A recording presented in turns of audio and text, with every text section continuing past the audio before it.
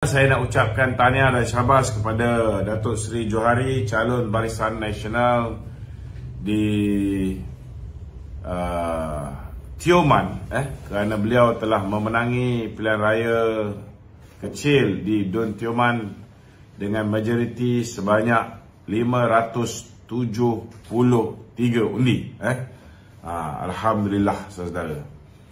Namun seperti mana yang kita sedia maklum bahawa calon daripada kawan kita PH juga masih lagi mendapat undi sebanyak 784 undi. Jadi kalau undi itu dicampurkan dengan undi Barisan Nasional, kita akan ada 1000 lebih majoriti.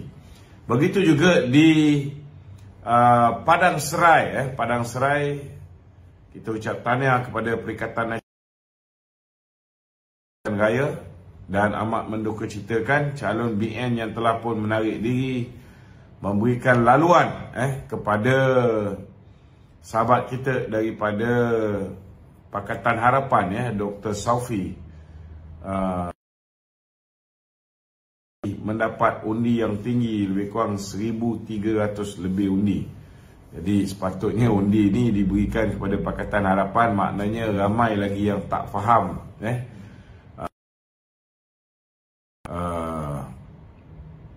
calon kepada calon Pakatan Harapan. Tanya dengan saya, kenapa nama calon PH masih berada di Dun Tioman dan nama calon BN masih berada di Parlimen Padang Serai? Untuk makluman tuan-tuan, saudara, tempoh untuk tarik diri bagi kedua-dua calon ini ialah pada hari penamaan calon. Dia lebih kurang tu. Pada ketika itu calon boleh tarik diri daripada bertanding.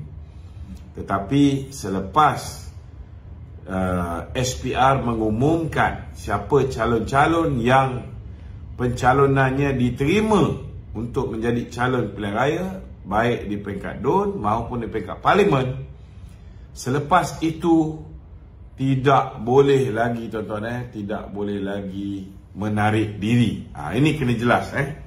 Selepas itu tidak boleh menarik diri. Itu sebab nama Sivaras, calon BN masih lagi ada dalam kertas undi. Untuk calon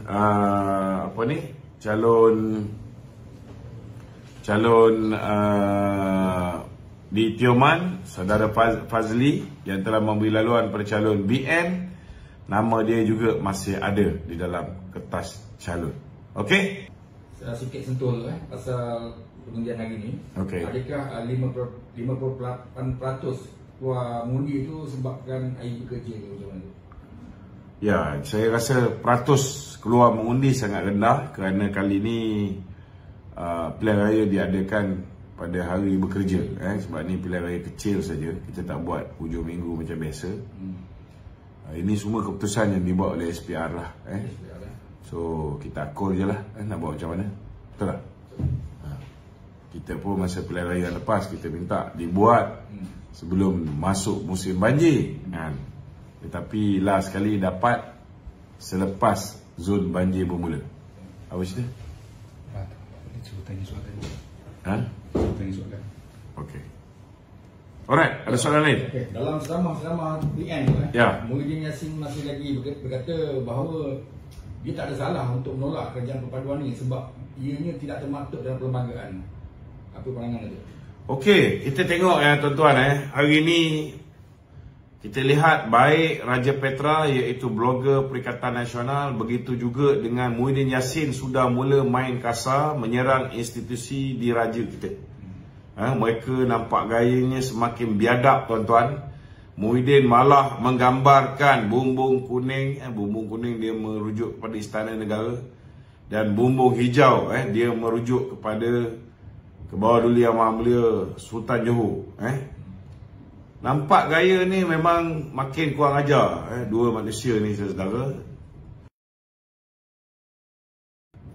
Raja Petra yang mengaku dirinya kerabat diraja tetapi seolah-olah macam menghasut rakyat Malaysia supaya membenci institusi diraja.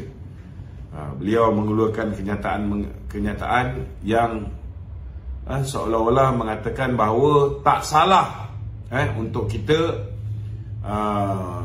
mengkritik, menegur institusi diraja kalau mereka salah. Saya nak beritahu dengan tuan-tuan, pada pilihan raya yang lepas, kena terima hakikat bahawa tidak ada sesiapa pun yang memenangi pilihan raya umum yang ke-15.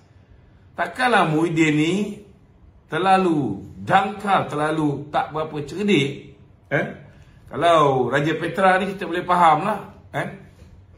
Tapi kalau Muhyiddin, orang yang ada pelajaran, pernah jadi Perdana Menteri, takkan dia tak faham bahawa dia hanya memenangi 73 kursi. Menang lagi satu kali ni, dia dah dapat 74 kursi. 38 kursi. Kalau kita hitung hari, tak cukup 39 kursi untuk dia ada simple majority bagi menubuhkan sebuah kerajaan. 39 kursi. Sekarang tak cukup 38 kursi. Jadi mana datang logiknya dia kata dia sudah cukup majoriti untuk membentuk kerajaan. Memang betul mereka berjaya mencuri 10 SD daripada ahli parlimen Barisan Nasional, tetapi dia lupa dia adalah sebahagian daripada Kerajaan Perikatan Nasional selaku penasihat ataupun pengurusi Majlis Pemulihan Negara, yang sebahagian daripada kerajaan yang telah pun meluluskan Akta Lompat Parti. Maknanya tidak ada lagi SD secara individu.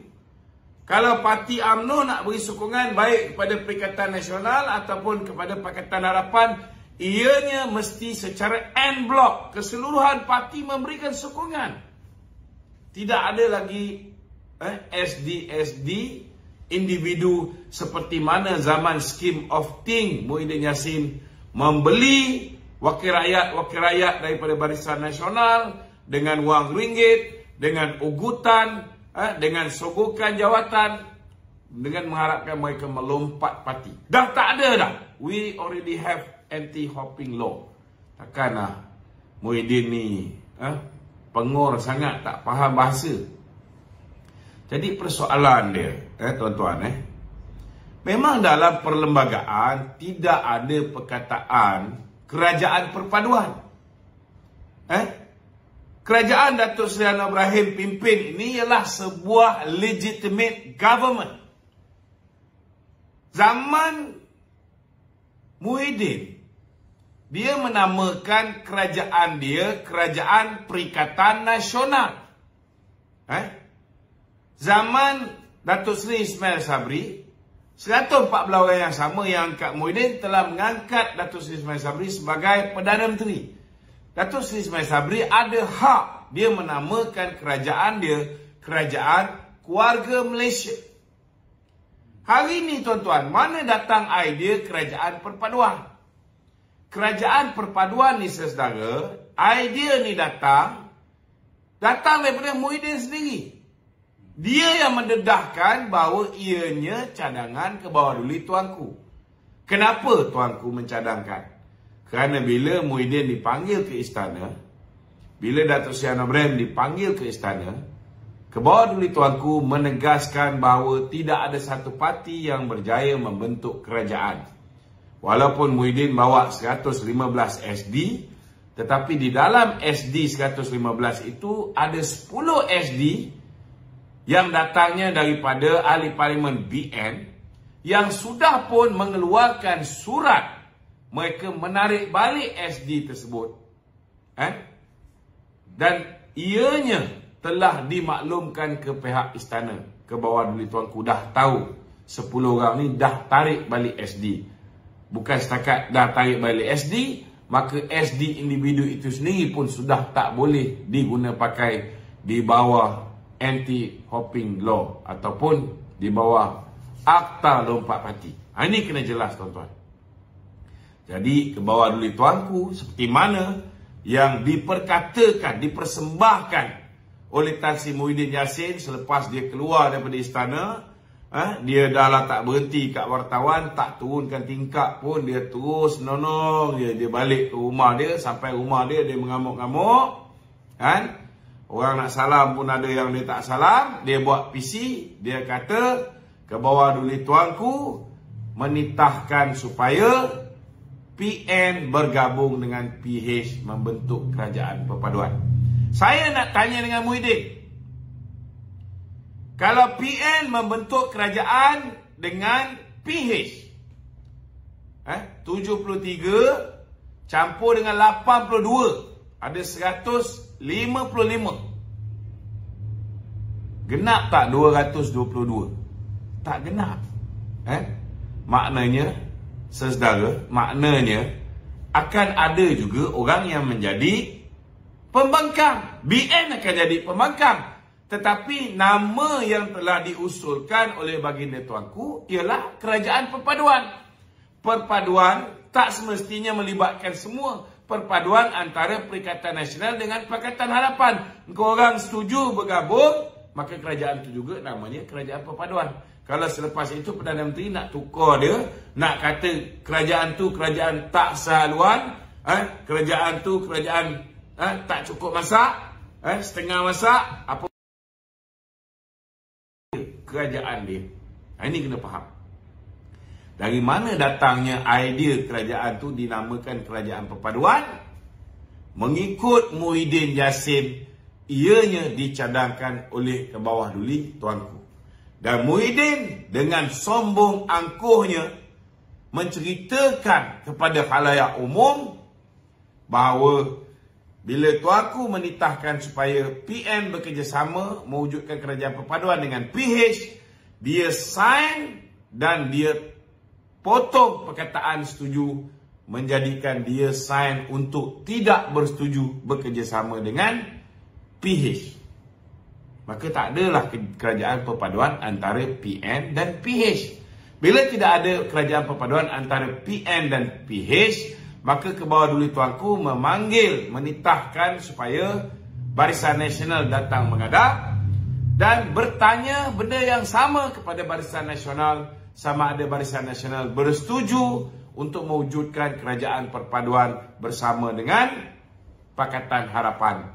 Dan ketika itu pengurusi Barisan Nasional disebabkan sebelum pilihan raya setiap ahli parlimen sudah pun menandatangani aku janji. Dalam aku janji itu termasuklah memberikan mandat kepada pengurusi Barisan Nasional, ketua parti, untuk berunding dan membuat keputusan dengan siapa kita nak membentuk kerajaan. Maka dengan kuasa yang dah diberikan kepada Datuk Seri Zahid Hamidi, Datuk Seri Zahid pun bila dititah oleh baginda tuanku untuk BN menyertai kerajaan perpaduan, maka tuan-tuan pada ketika itu Datuk Seri Zahid dia potong perkataan tidak setuju, maknanya dia bersetuju dan dia tanda tangan. Maka terbentuklah kerajaan perpaduan ini. Nama ni datang daripada cadangan ke bawah duli tuanku. Kalau katalah Perdana Menteri nak tukar, memang dalam undang-undang perlembagaan tekan bahawa nama kerajaan tu mesti letak nama ni, letak nama tu. Memang betul lah Muhyiddin kata tidak ada istilah kerajaan perpaduan di dalam.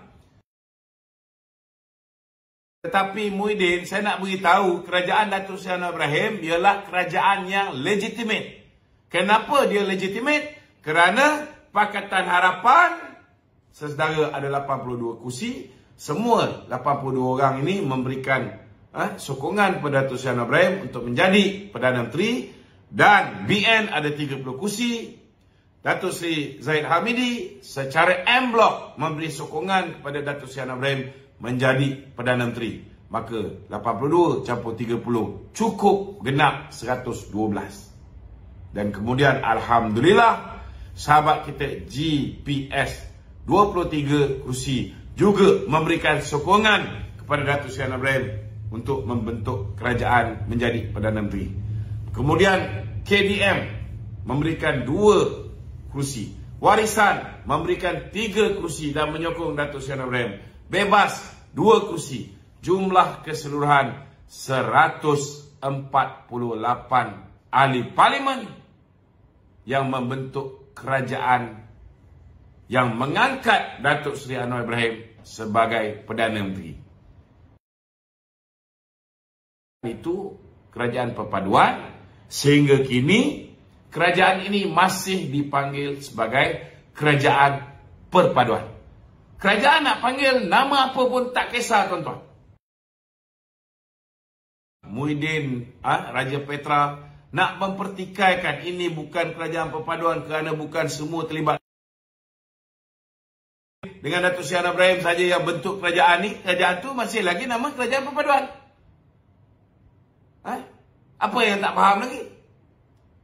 Jadi hari ini terpulang kepada Yang Amat Berhormat Perdana Menteri.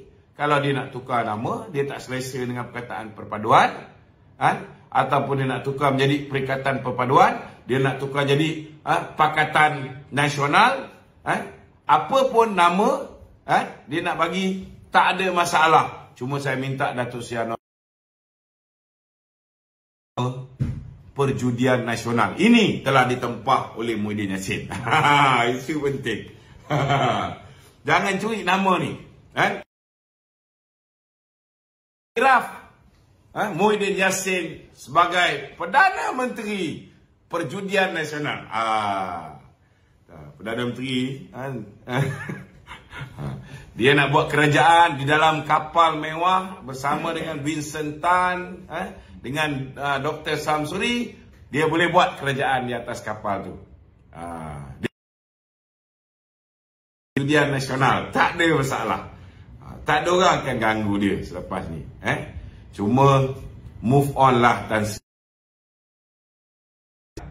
bahawa hari ni Datuk Seri Anwar Ibrahim sudah ada lebih daripada simple majority. Dia sudah ada 2/3 majority untuk membentuk kerajaan. Kalau tak puas hati, tak ada masalah. Kalau tak puas hati, teruskanlah dengan agenda kamu cuba untuk membeli wakil rakyat. Kamu pun duit banyak lagi, tak habis lagi pakai, betul tak? Jadi kamu boleh beli wakil rakyat yang hari ini masih ada. Tak dapat jadi timbalan dan macam-macam usaha perjumpaan yang berlaku hari ini. Duit kamu banyak lagi kan? Lagipun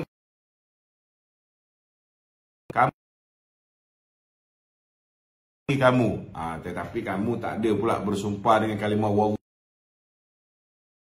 Bahawa sepanjang tempoh kamu menjadi Perdana Menteri, tidak ada 1 sen pun yang duit itu kamu terima digunakan untuk dana pilihan raya. Yang ini dia tak bersumpah sampai hari ini. Kita pun bukan bodoh. Tan Sri Muhyiddin Yassin. Jadi saya nak beritahu, tak kiralah apa nama kerajaan yang diberikan, kerajaan ini ialah kerajaan yang sah, tuan-tuan. Dan ke bawah dulu tuanku mengangkat Datuk Seri Anwar Ibrahim selaras dengan perkara 40 dalam kurungan 2 Perlembagaan Persekutuan. Dia mengangkat seorang yang yang baginda yakini mempunyai sokongan majoriti ahli parlimen. Dan 148 kursi ini, saudara, lebih daripada cukup untuk menjadi Perdana Menteri. Kita biarkanlah. Saya tengok Muhyiddin ni makin lama makin nampak berubah rupa dia.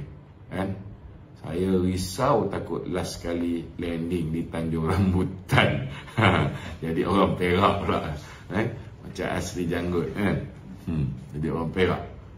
Kau nak terima orang macam ni jadi orang Perak? Okey tuan-tuan, silakan soalan lain. Okey tu, dalam syamahan dia juga tu kempen dia semalam tu dia kata masakan dia boleh menggunakan duit judi, sedangkan masa pentadbiran dia banyak premis judi ni ditutup. Masa pentadbiran dia, kalau sebelum tu cabutan khas ni, cabutan khas ni untuk makluman tuan-tuan, cabutan khas ini lebih kurang dalam 12 saja, 1 tahun.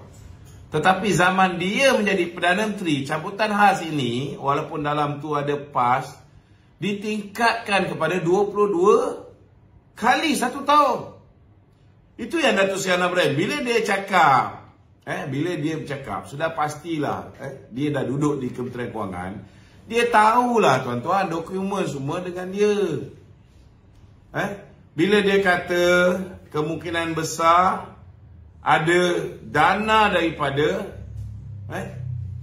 perjudian ini yang menjadi sumber kepada dana pilihan raya Perikatan Nasional, dia cakap tu mestilah ada substance. Dia cakap mestilah berdasarkan fakta. Ini Perdana Menteri cakap. Bukan macam Muhyiddin cakap. Itu sebab ada setengah-setengah orang kata Muhyiddin ni penipu. Sebab kerja dia menipu je tuan-tuan. Saya nak beritahu dengan saudara, pusat perjudian, tapi saya nak beritahu ada tempat-tempat tertentu di Kelantan walaupun pusat perjudian tak ada, tapi apa dia panggil ni? Ada tempat-tempat kedai-kedai tertentu, black market judi ni masih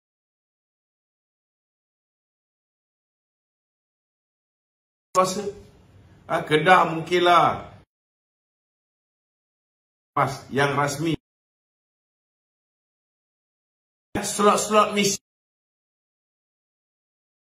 harga ayam pun masih berjalan. Tetapi yang kenapa dia tingkat?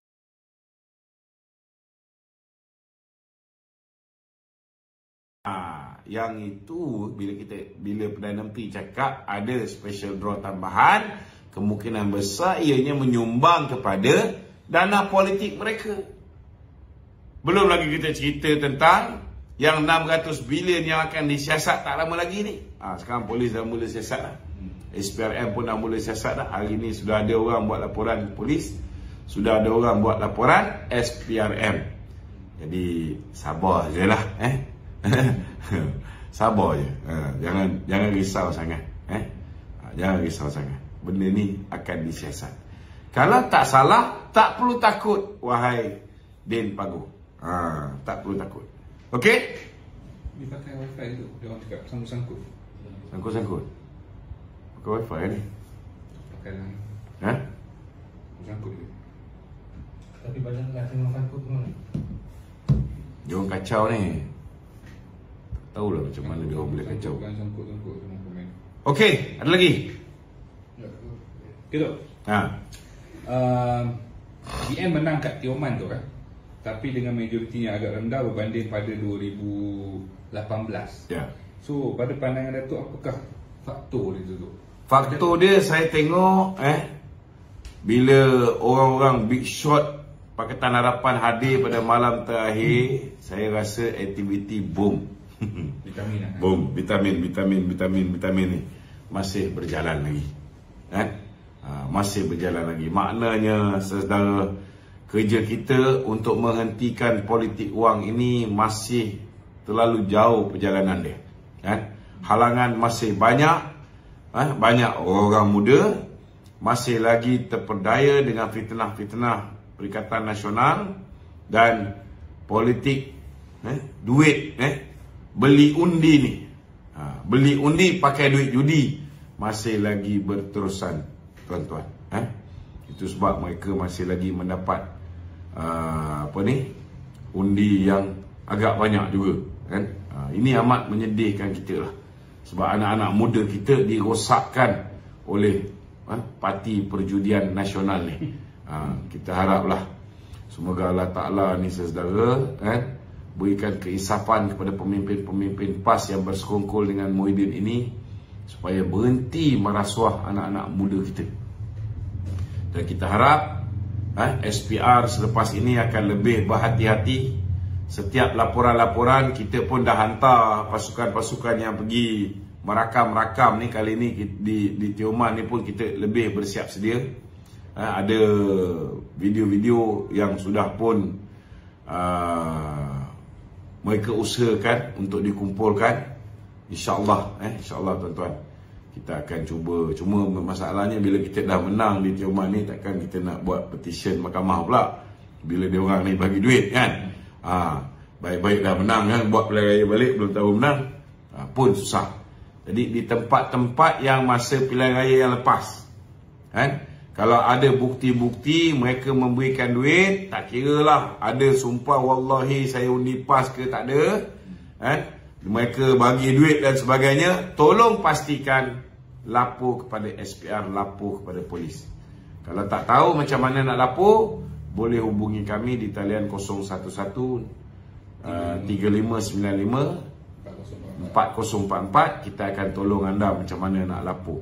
Kita kena lapor tuan-tuan. Kita kena hentikan budaya merosakkan anak bangsa kita dengan pembelian undi ni tuan-tuan. Kita kena hentikan buat selama-lama. Okey, silakan. Satu lagi tu kita tengok pada Padang Serai pula ni Ya. Kalau kita tengok pada 2018 itu, di sini kita dapat lebih 45,000 46,000 undi tu. Tapi pada election hari ni PN dapat lebih kurang dalam 51,000. Jauh lebih tinggi lah tu. So maksudnya tu, adakah sekarang ni rakyat tu sendiri masih tak faham lagi kolaborasi antara PH dengan PN tu? Sebab pertama tak faham satu hal, Yang kedua, kita lihat orang-orang muda ni masih lagi terpengaruh dengan, dan kempen-kempen kita kena terima hakikat bahawa perjudian nasional ni dia telah berjaya menguasai TikTok. So ini adalah satu cabaran bagi kita. Saya harap selepas ini, baik Barisan Nasional, baik Pakatan Harapan, kita kena tingkatkan penguasaan kita di arena TikTok. Sebelum ni kita banyak menggunakan Facebook, sebelum ni kita banyak menggunakan YouTube. Anak-anak muda ni, dia orang ni tak ada kesabaran. Kalau orang tua ni, kalau kita bercakap 1 jam, mereka duduk depan. Kadang-kadang kita tengok, kenapa tak turun-turun jumlah viewers macam sekarang ni 5,000 lebih. Sama je sampai tu, kadang-kadang bertambah. Betul tak? Dia orang ni tak ada buat kerja lain ke? Kan? Orang tua dia punya passion untuk tunggu, dengar, tak sama dengan orang muda. Orang muda ni, TikTok, kalau kita tengok TikTok Ratu Naga dan sebagainya ni, merapu-rapu punya TikTok je. Tapi pasal pendek, banyak dia orang buat TikTok. Jadi kita kena pastikan bahawa selepas ini kita punya cabaran ialah kita kena menguasai, baik Pakatan Harapan, baik Barisan Nasional, kita kena menguasai TikTok. Kerana banyak orang Melayu ni. Ni sebenarnya bangsa Melayu ni tak faham. Kita lihat TikTok ni asalnya daripada negeri China. Di negeri China ni, TikTok ni yang keluar dekat timeline apa semua sekali ialah TikTok yang membina. Dalam bidang sukan, TikTok dalam bidang keusahawanan untuk anak bangsa mereka. Tetapi di luar daripada negeri China ni, TikTok yang keluar ni semua merapu-rapu. Joget sana, joget sini, banyak yang merapu-rapu. Dan kita tengok anak-anak muda kita ni, dia terikut. Dia terikut. Dan kita tak ikut rentak mereka. Ini kita punya kesilapan. Kita tak ikut rentak mereka. Memang betul lah, kadang-kadang bukan semua yang keluar kat TikTok tu benda yang baik kan. Tetapi Perikatan Nasional dia menggunakan influencer TikTok ini. Jadi lepas ni kita kena buat engagement dengan influencer TikTok. Kita kena buat lebih banyak lagi. Kita lahirkan lebih banyak lagi penceramah orang yang boleh buat video-video pendek, orang muda yang muka dia, yang wajah dia boleh lebih diterima oleh orang muda juga, untuk membanjiri kita punya penerangan, penjelasan di TikTok ni. So, salah satu lagi tengok ni turn out ni tu. Turn out ni macam turn out, itu satu juga faktor 68%. Turn out kali ni rendah. Itu sebab tak sama macam keputusan pilihan raya 2018. Tinggi, dulu 80 lebih, turn out sekarang ni cuma 68%. Kalau dekat Tioman pun kurang ke? Dekat Tioman lagi rendah. Okey. Adakah faktor PN tu dia menang di Padang Serai tu sebab dia dah lama dibentuk gabungan tu dan kita baru lagi bentuk gabungan tu, adakah kat situ tak ada keserasian? Ya, kita tak nafikan bahawa PN sudah mula mendapat juga sokongan yang signifikan, khususnya di kalangan orang Melayu yang termakan dengan fitnah-fitnah mereka terhadap pemimpin Barisan Nasional. Mereka percaya tentang pendawaan terpilih yang dihadapi oleh Datuk Seri Najib, pendawaan terpilih yang dihadapi oleh Datuk Seri Zahid. Mereka percaya bahawa memang diorang ni bersalah, walaupun daripada 87 pertuduhan, Datuk Zahid dah menang 40 pertuduhan. Lepas ini insya-Allah saya pun yakin peluang dia nak menang untuk lagi 47 pertuduhan pun cerah. Apatah lagi selepas ini sudah pasti mahkamah akan lebih adil. Tidak ada lagi orang yang akan melindungi manusia yang macam Nazlan. Keadilan tu akan ditegakkan insya-Allah. Tetapi masalah dia, mereka ni percaya bahawa siapa saja yang didakwa di mahkamah, maka orang ni walaupun belum jatuh hukum dah bersalah. Jadi lepas ni kita tengok bila Muhyiddin dah mula didakwa di mahkamah, 2-3 orang yang makan rasuah ni semua sekali, yang sebelum ni dilindungi dah didakwa di mahkamah, kita nak tengok orang percaya lagi tak? Saya takut bimbang. Saya bimbang takut apa? Sebab dulu bila Muhyiddin bersama dengan kita, bila nasihat-nasihat Datuk Seri Najib tentang ekonomi, tentang bagi, masa tu orang mula panggil dia Abah. Betul tak? Bila dia mula besar kepala, dia nak penjara pemimpin kita, orang mula panggil dia Abah kau. Betul tak? Takut lepas ni bila dia turun naik mahkamah, orang panggil dia Abah Sakau. Itu bahaya tu kan? Kita risaulah, takut nama berubah-ubah. Yang mana satu Abah, mana satu Abah kau, mana satu Abah Sakau. Okey? Okey tu. Menteri Undang-Undang sekarang tu. Datuk Seri Azalina. Dia dah mulakan langkah pertama untuk pelan pengubahsuaian mengenai pengasingan kuasa antara peguam negara dan pendakwa raya tu. Adakah dulu orang tak faham kuasa tu sama ke? Macam mana? Sebelum ni kuasa sebagai peguam negara terletak di tangan peguam negara. Kuasa mendakwa pun di bawah jabatan peguam negara. Walaupun kita ada peguam cara 1, kita ada peguam cara 2 kan. Jadi selepas ini kemungkinan besar akan terpisah. Jadi tidak ada lagi isu contohnya macam pihak polis dah siasat kan. Contohnya kes Azmin Ali dah siasat dah. Tapi dihantar pada jabatan peguam negara, kalau jabatan peguam negara kata tak payahlah dakwa, maka tak didakwa lah orang ni. Sama juga SPRM dah siasat pasal isu Nazlan.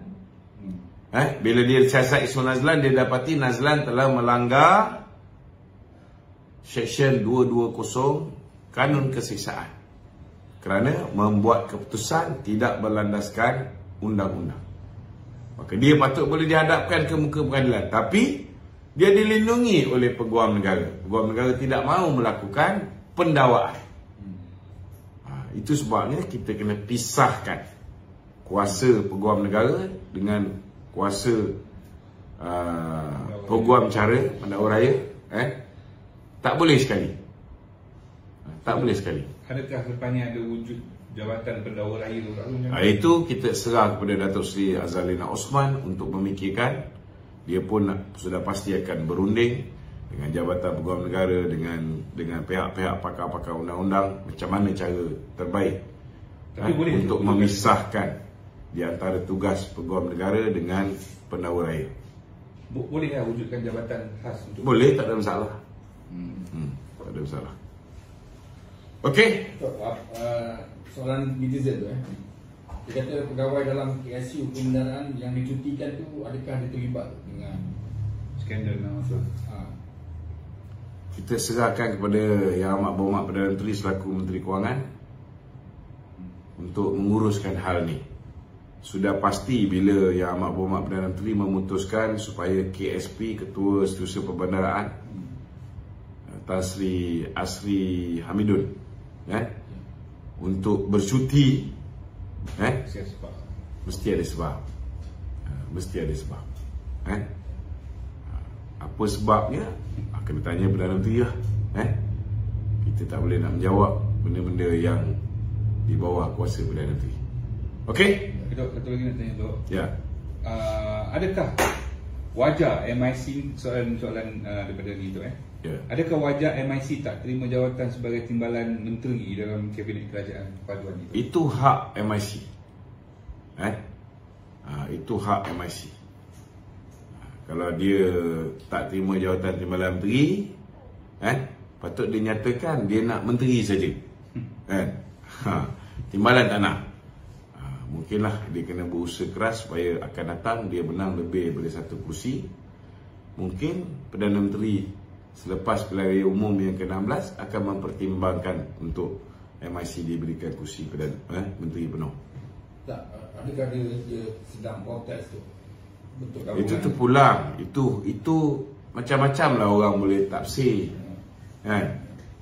Macam-macam orang boleh tafsir. Ada juga yang menafsirkan mungkin pasal kenyataan yang dikeluarkan oleh Datuk Seri Saifuddin Nasution yang menggambarkan bahawa kemungkinan besar Sibaraj calon daripada MIC yang bertanding di Padang Serai mungkin akan diberikan peranan di dalam kerajaan perpaduan. Mungkin ianya dibaca, kemungkinan besar dia akan dapat timbalan menteri. Jadi ialah MIC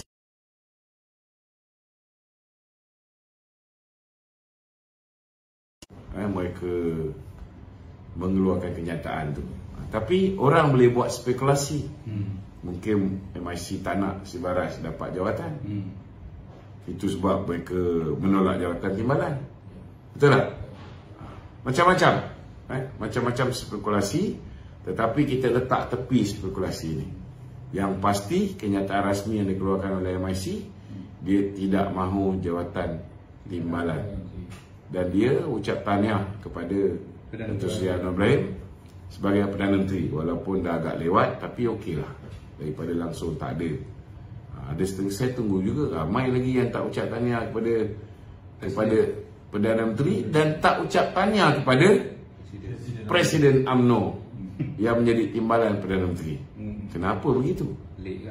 Maknanya masih ada lagi yang berbuku dalam hati ni. Kan? Okey? Datuk Seri Anwar Ibrahim disifatkan tidak berpegang kepada kedaulatan undang-undang kerana melantik Datuk Seri Ahmad Zahid Hamidi sebagai timbalan Perdana Menteri. Kata bekas Perdana Menteri Tun Dr. Mahathir Mohamad. Orang tua ni bertanding pilihan raya, deposit pun hilang. Kita nak pakai ke cakap-cakap dia lagi? Dia cerita apa ni? Dia sedar tak ketika dia menjadi Perdana Menteri, mula-mula dia kata Lim Guan Eng perlu selesaikan kesnya di mahkamah sebelum dilantik menjadi menteri. Tetapi beberapa hari selepas dia mengeluarkan kenyataan tersebut, dia telah melantik Lim Guan Eng selaku Menteri Kewangan. Menteri Kewangan. Sedangkan Lim Guan Eng berhadapan dengan kes rasuah ketika itu. Jadi cakap tu, janganlah ingat semua orang perangai macam dia. Jangan ingat semua orang perangai macam dia. Datuk Seri Anwar Ibrahim sudah pasti ada pertimbangan kenapa dia melantik Datuk Seri Zahid. Apa puncanya bila UMNO kerjasama dengan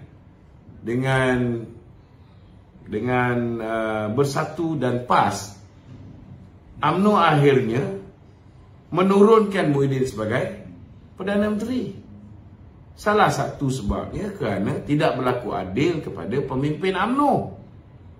Bukan setakat kita ni ada kursi lebih banyak daripada Bersatu, kita bagi Bersatu jadi Perdana Menteri, kita dah maafkan ni, kita angkat dia Perdana Menteri.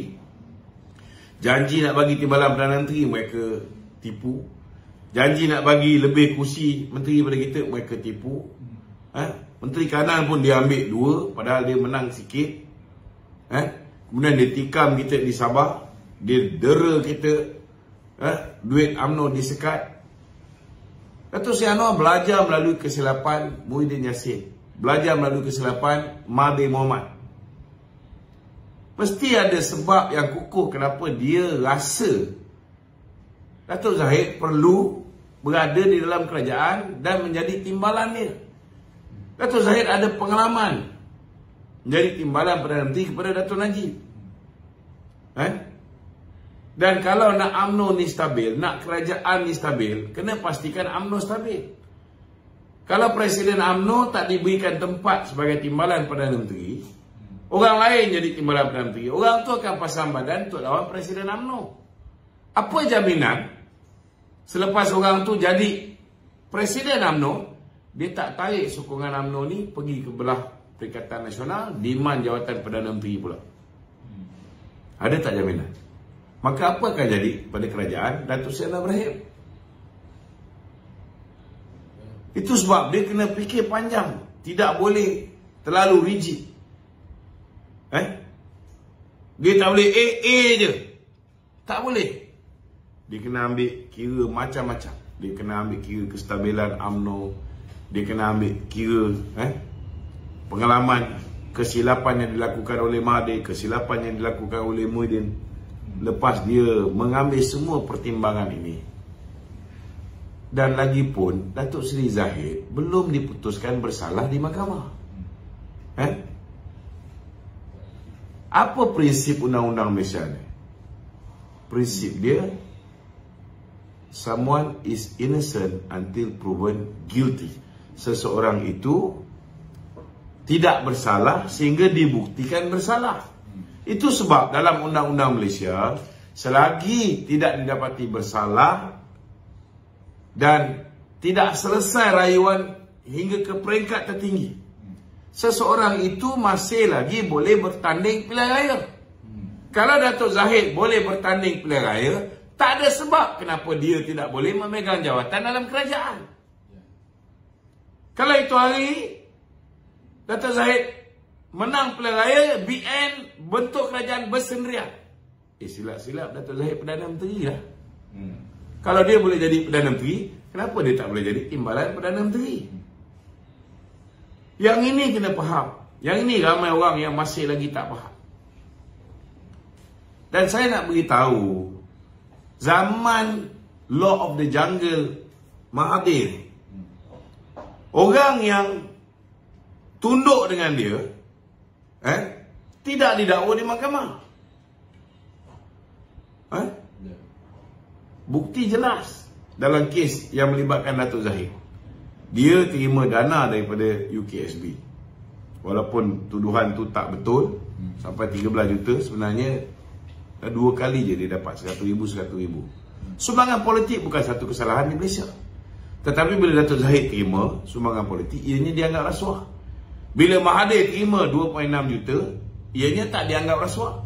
Bila Muhyiddin terima 1.3 juta, ianya tak dianggap rasuah. Bila Isyamuddin terima, bila siapa lagi? Syafiq Abdal terima, bila Anifah Aman terima, ianya tak dianggap rasuah. Bolehkah ada dua set undang-undang yang berbeza? Bagi orang yang tunduk dengan Mahathir, dengan Muhyiddin, ianya dikira rasuah. Bagi orang yang bersekongkol dengan Mahathir, dengan Muhyiddin, semua kes dia disapu bawah kapet. Boleh? Tak boleh. Datuk Seri Anwar Ibrahim pun tahu benda ni. Jadi atas pertimbangan ini semua, dia mengambil keputusan untuk mengangkat Datuk Seri Zahid menjadi timbalan Perdana Menteri. So nak popek ni Mahathir ni, patutnya hari ni dia kembali ketika semayang. Umur dah nak ke penghujung. Dia patut fikir, cukup tak bekalan dia nak berhadap dengan Allah Ta'ala. Itu dia patut fikir. Bukan tak habis-habis nak balas dendam dengan Datuk Zahid, nak balas dendam dengan Datuk Najib. Balik-balik Najib Zahid, Najib Zahid, Najib Zahid. Patutnya zikir dia ni, subhanallah, walhamdulillah, Allahu Akbar. Dia patut fikir dah benda ni. Bukan fikir pasal politik lagi, cukuplah tu. Anak dia pun dah tak cakap banyak dah. Anak dia pun hilang deposit. Semua orang yang bertanding atas tiket parti dia hilang deposit. Patut hari ni dia dah tak bersuara lagi dah. Cukuplah tu, wahai Tun Mahathir. Okey, ada lagi? Hari ni tambah lagi 2 hilang deposit tu. Pejuang. Hari ni tambah lagi 2 di Tioman dan juga Padang Serai. Pejuang hilang deposit. Itu pun ada lagi nak bersuara. Cukuplah Tun Mahathir. Kan? Duit dia yang banyak-banyak tu pergilah belanja. Sebelum dia bercuti. Pergi bercuti, pergi berehat, tenangkan otak, jaga cucu, kan? Kalau nak berfikir, nak otak berjalan lagi, kan? Tak payah fikir pasal negara. Fikir macam mana dia nak jaga cucu dia, macam mana nak meningkatkan kefahaman cucu-cucunya dalam Islam, kan? Yang ni patut dia fokus. Kalau dah cucu pun tak boleh nak beza yang mana halal, yang mana haram, kan berat tu, kan? Anak-anak dia pun tak boleh nak beza yang mana perniagaan yang halal, mana perniagaan yang haram. Semua dia pukul rata sama saja. Bukankah lebih baik di hujung-hujung hayat dia ni dia tumpukan perhatian, betulkan benda-benda ni, kan? Negara ni biar Datuk Seri Anwar Ibrahim dengan Datuk Zahid fikirkan macam mana nak mengatasi masalah-masalah yang kita bakal hadapi. Okey, ada lagi? Okey tu, apa ni pasal dana tu, dana politik. Dana politik. PN kata dia takkan sekali-sekala akan dedahkan nama yang bagi dana tu pada umum. Tak ada masalah. Dia dapat dana politik ni tak salah. Dan tidak ada undang-undang di Malaysia ini yang mengatakan perlu didedahkan dana politik. NKRA rasuah tahun 2012 Suruhanjaya Pencegahan Rasuah pernah mencadangkan supaya diwujudkan undang-undang setiap dana politik yang diterima oleh ahli politik atau parti politik mesti diisytihar. Tapi masa tu hanya Datuk Seri Najib dengan timbalan dia yang bersetuju, yang lain tak setuju. Jadi tidak ada undang-undang. Jadi dia tak payah pun nak isytihar. Tapi kita heran kenapa bila Datuk Zahid, Datuk Najib terima dana daripada Pak Arab, terima dana daripada kerajaan Menteri Kewangan Saudi, dia orang bising. Kenapa? Kenapa double standard? Tetapi kalau disiasat 600 bilion ni dia dapati seperti mana yang diungkapkan oleh Datuk Seri Anwar Ibrahim, bahawa ada pelanggaran prosedur dalam perbelanjaan 600 bilion itu, maka jawablah di mahkamah nanti. Memanglah terima dana tu tak salah. Tak ada undang-undang yang mengatakan bahawa terima dana politik tu salah. Tak salah. Kau nak ambil duit Yahudi pun tak apa, tak salah. Tapi kalau kau ambil duit dapat kickback daripada meluruskan direct nego projek, bersiap sedialah. Okey.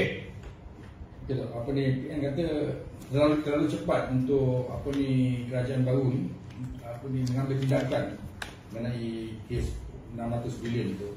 Jadi dia kata ibarat macam politik dendam tentang kita amalkan.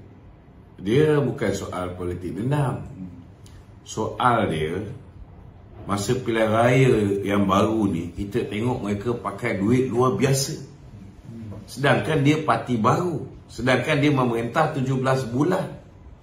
UMNO perintah 61 tahun pun tak ada duit banyak macam ni. Luar biasa banyak dia. Jadi kita nak pastikan bahawa dari mana datang duit mereka ni. Gila babi banyak ni. Babi pun tak gila macam ni.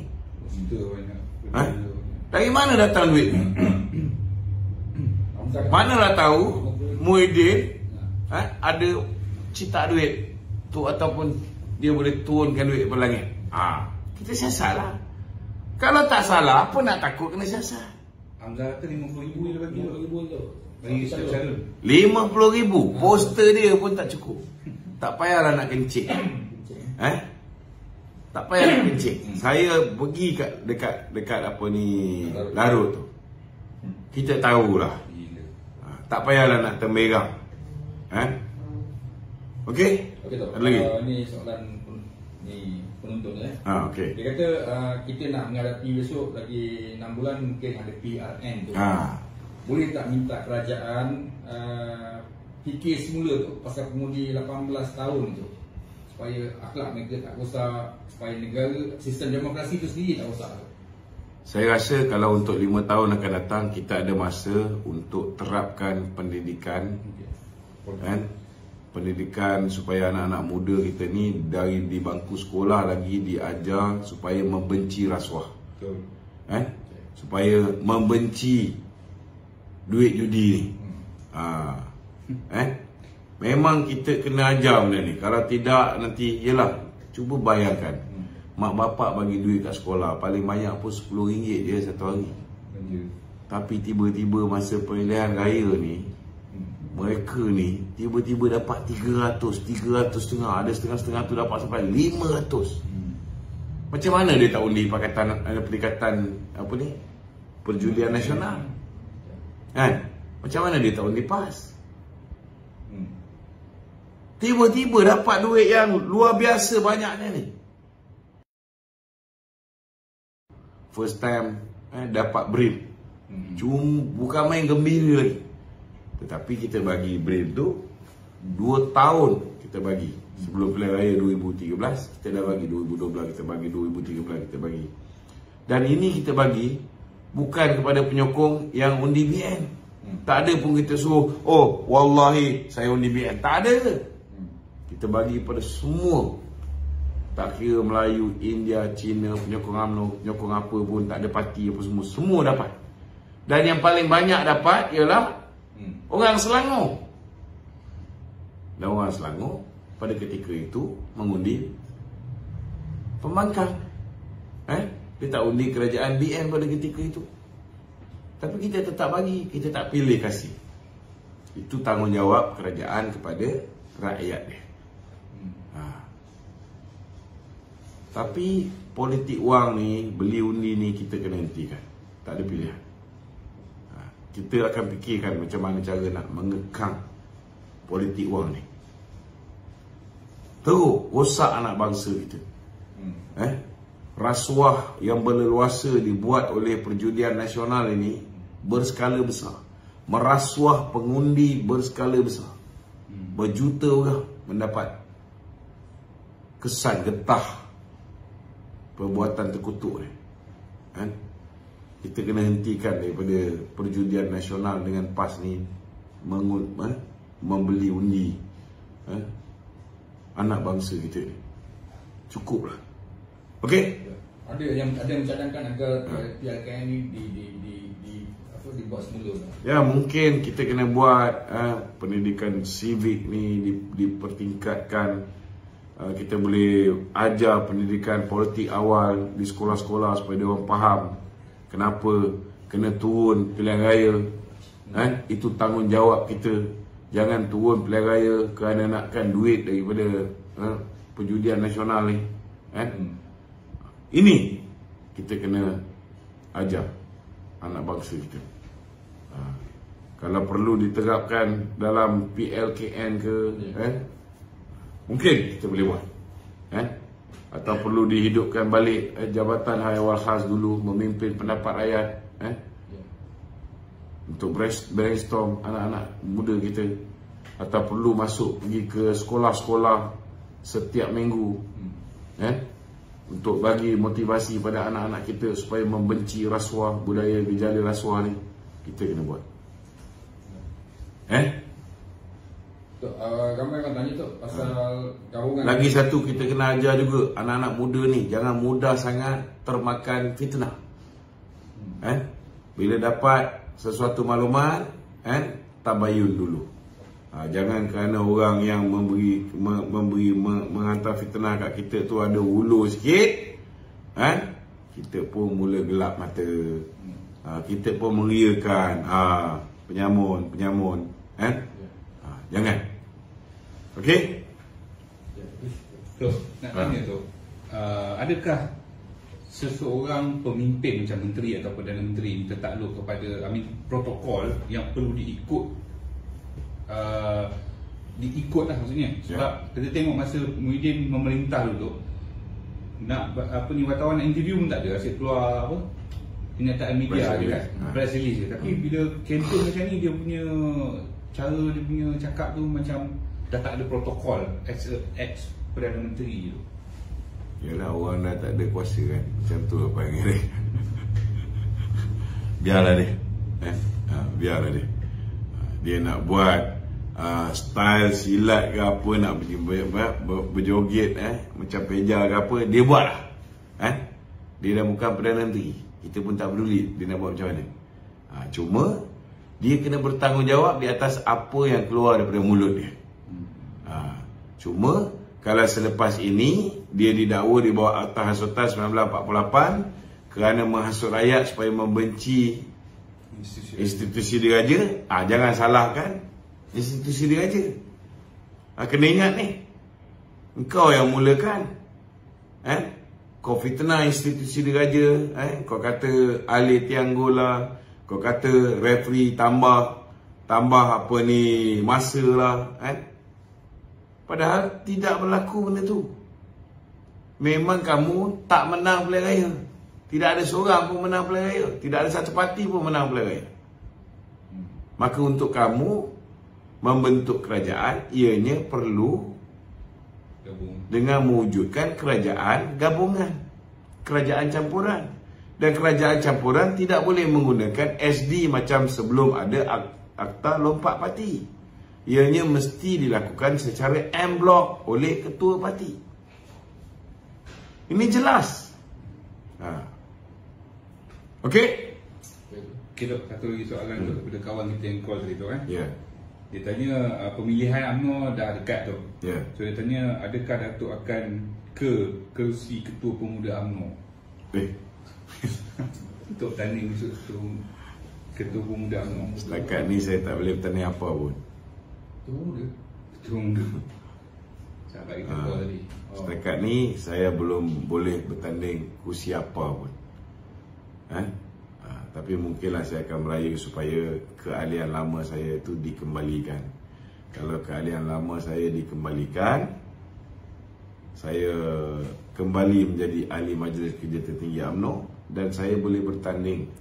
Boleh bertanding di peringkat bahagian, boleh bertanding di peringkat pusat, nak bertanding apa pun boleh. Tapi sudah pastilah saya akan tanya dulu dengan Presiden. Kalau Presiden kata okey, boleh bertanding, bertanding apa pun kita ikut je lah. Kita ikut perintah Presiden. Ya. Ini diorang keliru sikit tu. Bila dah bergabung ni PH dengan BN tu kan. Ya. Mungkin ada sumber-sumber ataupun maklumat isu politik. Dia ada dua lah tu. Mungkin daripada PH macam ni, daripada BN macam ni. Ada tak? Dia akan jalankan centralize kan benda yang sama. PH dengan BN ni. Dengan BN. Mungkin ada orang nak tengok UMNO online, ada orang nak tengok PH online, PH ke kan. Sumber-sumber tu nak dapat benda yang betul macam mana tu. Nak kolaborasi kan. Dia saya rasa ketua penerangan UMNO dengan ketua penerangan parti-parti komponen dalam Pakatan Harapan kena kerap membuat mesyuarat dan kerap mengadakan kerjasama. Patutnya selepas ini kalau mereka nak turun, mereka kena turun ke seluruh pusat negeri, berjumpa dengan ketua-ketua penerangan UMNO bahagian. Kalau boleh sekali kan, jumpa sekali dengan ketua-ketua penerangan PKR bahagian ataupun ketua penerangan amanah bahagian, ketua penerangan DAP di peringkat bahagian. Kita kena buat penjelasan. Di peringkat UMNO sepatutnya ketua penerangan dah pergi ke setiap negeri ni memberikan penjelasan yang sejelas-jelasnya kenapa kita kena pilih bekerjasama dengan Pakatan Harapan. Ini kena jelas dulu. Bila orang semua dah faham, ahli UMNO, kaum UMNO dah faham, kita kena bersama dengan Pakatan Harapan demi survival parti kita, demi masa depan yang lebih cerah, potensi untuk menang lebih banyak kerusi, maka kemudian second stage kita pergi bersama dengan parti-parti komponen Pakatan Harapan sekali. Jadi kita tak boleh macam dulu. Dulu dekat pilihan raya baru kita beri penjelasan. Tak boleh. Dia kena berjalan seiring. Bukan hanya ceramah secara bersemuka, tetapi pendekatan dengan media sosial, dengan TikTok kita, dengan Facebook kita, dengan kita punya Twitter, dengan kita punya Instagram, kita punya Telegram channel, semua kena aktif mulai sekarang. Kita kena kembali menguasai. Apatah lagi sekarang kita dah berada dalam kerajaan, kita kena pastikan media-media ni kita kena gunakan sehabis baik bagi memberikan penjelasan kepada rakyat. Terutamanya dah berpuluh tahun orang Melayu dengan cara orang Melayunya, orang bukan Melayu dengan cara bukan Melayunya. Ini masa yang terbaik untuk hentikan racism. Ini masanya terbaik masyarakat berbilang kaum, masyarakat majmuk betul-betul bersatu hati dalam kerajaan perpaduan ini. Ini perlu diterangkan hingga ke akar umbi. Okey? Ada lagi? Tak ada. Masih? Tok, pengurusi SPR mengatakan 450 juta diperlukan untuk membuat pilihan negeri. Dah naik dah. Itu hari 300 juta. Dia baru keluar tu nama dia. 450 juta. Naik lagi 150 juta. Itu apa komen tentang? Kita dah komen lama dah. Patutnya dibuat serentak, tapi dia orang tak nak buat serentak. Jadi bayar je lah. Kan? Apa lagi kita boleh buat? Cuma yang kita sedih ni, dulu alasan tak nak buat pilihan raya ni kerana negara berhadapan dengan banjir. Tapi bila dah menang beberapa buah negeri, contohnya Kelantan, Terengganu, Kedah apa semua kali mereka menang besar, dia nak pula buat pilihan raya negeri sekarang. Tak pula tunggu banjir ni, sekarang tengah banjir ni. Kalau dekat apa ni Bentong, Lipis, sebelah Pulau Pinang pun ada, sebelah Teluk Intan pun sekarang ni tengah banjir. Tak ada pula dia tunda selepas banjir selesai. Jadi nampaklah dia orang ni memang double standard lah. Dia membangkang itu hari kerana mereka tak yakin mereka boleh menang. Tapi bila kita insist untuk buat juga, mereka gunakan sehabis baik duit yang mereka ada untuk beli undi pula. Sekarang mereka dah tahu duit boleh mengubah minda pengundi kita. Duit boleh mengubah anak bangsa kita kepada menyokong mereka. Jadi dia confident level dia tinggi.